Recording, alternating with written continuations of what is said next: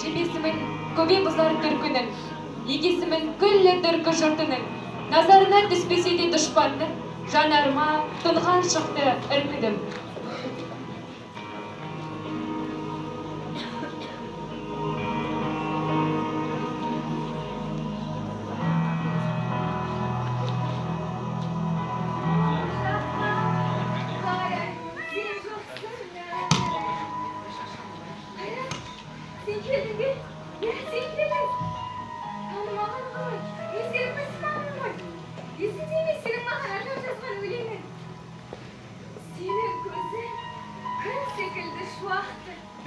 Senin gözün oğlumda deyip battı. Janarına жарақты не сүйіп тұр? Қайдан алдың? Осы шамақ бар. Қайып, ұмытпағандай. Қайып. Сенсің. Сенің көзің дөңгелек көз сияқты. Мен жырдың қазынасы сияқты. От жанарым салқындаған сәттерде жүрегімде от кетті. Сосын не болды? Ұрды, соқты, өтінем, сүйеңіздер, біздің не жасымыз білек.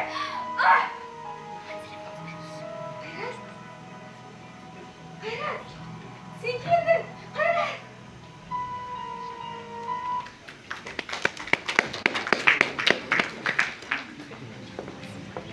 Бүгін 1986 жылғы желтоқсанның 16-сында Қазақстан Компартиясы орталық комитетінің 5-ші пленумы болып, онда ұйымдастыру мәселесі қаралды. Қазақстан пленум Имаш Ахметұлы Қонаевтың пенсияға шығуына байланысты Республика Қазақстан Компартиясының бірінші секретары міндетінен босатты. Қазақстан Компартиясы орталық комитетінің бірінші секретары болып Геннадий Васильевич Колбин сайланды.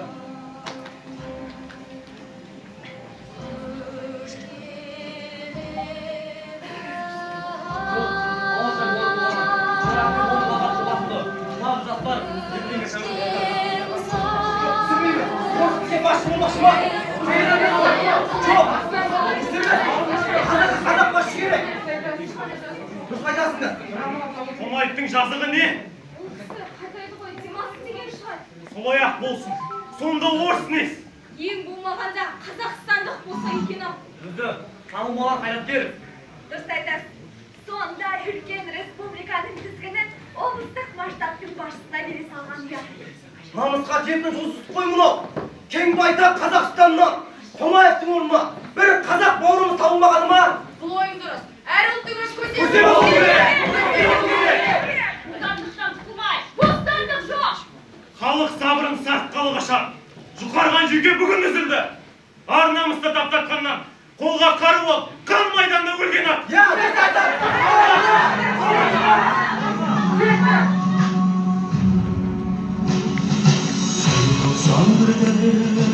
Ел тосқан түрді, келетін мүлді, жайдарлы.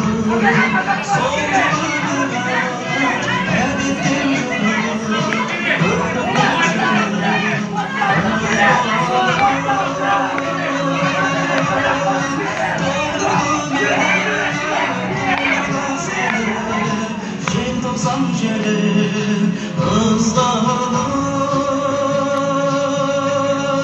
Солдырды гүлді, оңдырды ұрды, көңілде мұңлы, тәйсіз қалды.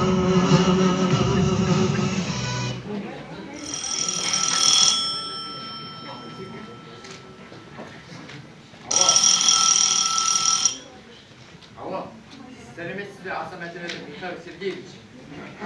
Кім бұл? Колбинбісің? Я мен ғой Колбинмін. Не болып қалды? Жаңағы даусын күнде күргіп тұрады. Қауіп біріл бар ғой, жайшылық па? Қайдан жай болсын? Не болып қалды? Алматыда төтенше жағдай. Баяндауға рұқсат етіңіз. Баянда? Сіздің жағдай өте күрделі. Сіздің ақыл кеңесіңіз қажет. Өтемін, көмегіңіз қажет. Не болып қалды? Ақтықпай ай. Брежнев атындағы ауада қампаға қауып орталық комитет кейінге басып алуға азат қалған қаһарлы халықты әскери күштен әдел ұстап тұр. Әбден есір оған ұлтылардың қасында аса қатер бар. Ол бұзақыларды оқуынан шығар, психбольницаға жатқызып, аямай сабалаңдар, жазалаңдар. Көп болады.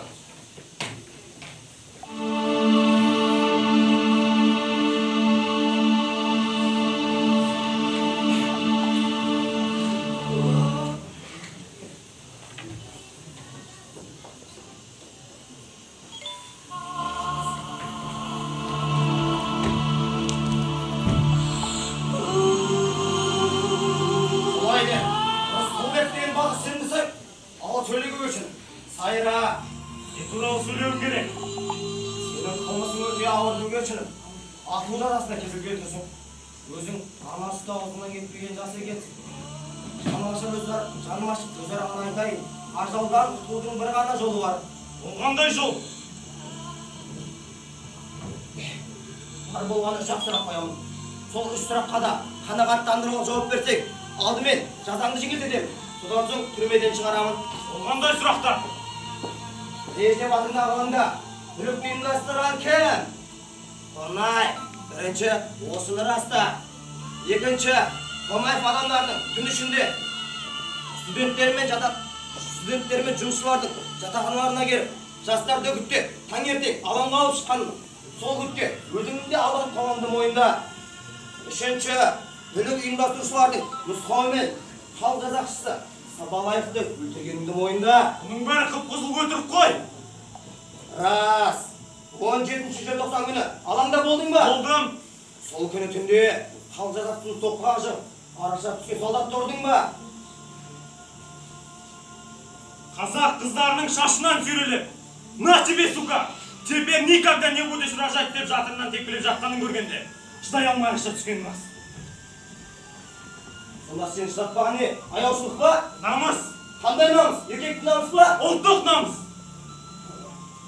Атам қазақ айтқан, ер бір өледі, есмің өледі. Тағы да қазақтан алғы айтар. Қоянды намыс, қоянды қамыс, еркекті намыс өлтіреді. Тағы да қазақ. Жа жетті, тоқта енді. Қазақ деп қара құсымнан құдық қазды ғой түге. Немене, жер бетінде қой баққан қазақтан басқа халық жоқ па? Қазақ қой емес, ойда баққан. Сіз сауатсыз деп тұрған қазақтың Әлихан Бөкейханов, Бақытжан Қаратаев, Досан Аманшин сынды перзенттері Қазан төңкерісінен бұрын мемлекеттік думаның мүшесі болған. Орыстың ұлы перзенті Достоевский, қазақтың ең иықты, ең сүйікті перзенттерінің бірі Шоханға мен сізге ғашықпын деп хат жазып, қазаққа құдайға табынғандай табынған. Қазақтың кереметтілігін мойындаған орыстың бір тамаша ұлы. Жа жетті, салға сатып түсін тапқан негіз.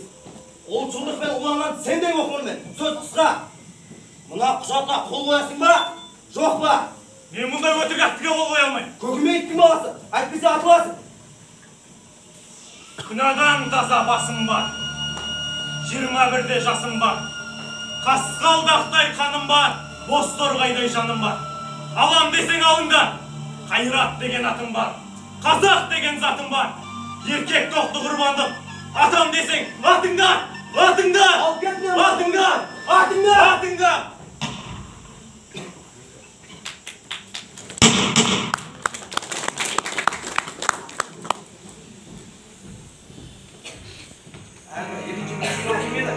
Жолдасы бар. Атымон. Я, сол біріншіні алып келдер маған. Оқу. Алыпты! Тимейді! Жүре! Тиіспе! Сізді көргенмен қуаныштымын, жолдас полковник.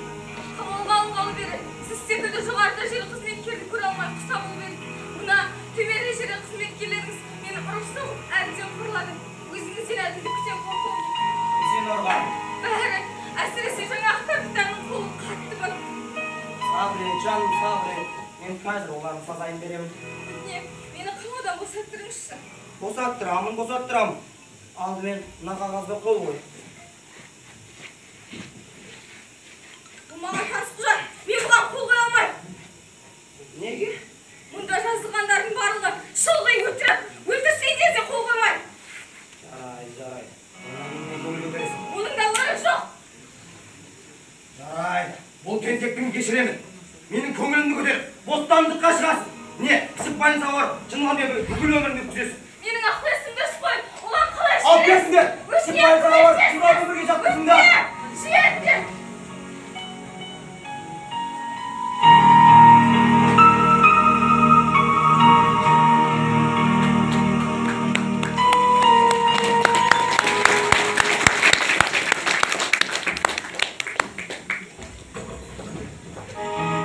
Желтоқсан оқиғасында Қайрат Рысқұлбек ату жазасына ұшырады. Ал көптеген жастарымыз түрмелерге тоқталды. Ал Фатима болса жындыханаға қаматылды. Қайрат! Қайрат! Сен келдің бе? Қайрат! Мен сенен кеткем жоқ. Мен шарған адасып қалдым. Сен келсең, мен саған өлең оқып берем. Міне бұлай. Ұйқым неге келмейді? Жүрек неге дертеді? Ішкі үн-тыным бермейді. Ойымды жалғаннан жалғас тілерім. Сақтай көр сүйген жарымды. Соқпайды онсыз жүрегім. Сол үшін қидым бар. Жүрегім жүдедім. Қалай сізді ұмытып қалғанды. Білемін Фатима, соңы бұл аяқталады. Кеудеден жаным шықпаса, ертең-ақ оған жетермін. Тағдырдың оғы шықпаса, аялап мәңгі өтермін. Алдымнан аман шық жаным, үш күнмен бүгін отырдым. Тәуекел қиындықтарым, қалғаны түгел көтердім. Осылай едім. Ешіңіз мен кетім керек. Ол жаққа жатыр. Қайрат! Қайрат! Қандай сұлу ақылы қыз еді. Осыдан бір жыл бұрын Фатиманы сау кезінде көргенімде, одан көзімді айыра алмап едім. Табиғат ана, қазақ қызының бойындағы сұлулық, сұңғалдық, ажар, ақыл, ар, ұят, иман сынды барлық асыл қасиетті аямай сыйлап қой өзіне. Психбольница деп аталатын біздің ауруханада емделуің үшін ақылмен анасын міндет емес. Совет үкіметінің саясатымен келіспейсің бе? Немесе билік иелерінің біріне қарсы келдің бе? Бітті, осы жерден бір-ақ шығасың. Тіпті де ұнамасаң, абайсызда көр қақ көтіп әбден мүмкін. Екінің бірі ескерусіз пендеміз. Ертең мен де бұл өмірден өтермін. Мен өлсем де өлмес менің еңбегім. Талантыммен болашаққа жетермін. Мынау өмір емес құр елес. Неге керек тақталасы сүмегез? Қазақ ертең қамығады жылайды. Бүгін менің жылағаным түк емес. Қанаттылар болар қанша мазағың. Аз болды ма содан тартқан азабың. Бөлінгенде бір жерін ұмыттың, енді қашан түзересің қазағың. Тарихтан көп қой халқым аласың, енді қашан өзгерер көз қарасың. Қанаттыдан қалталылар бағалы, қазағым ау қайда кетіп барасың.